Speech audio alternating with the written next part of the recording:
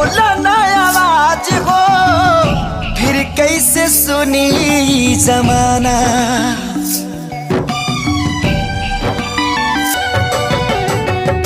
हो जइबू दोसर के तू कुछ दिन के बाद बा, दिल पगला रोई बन दीवाना।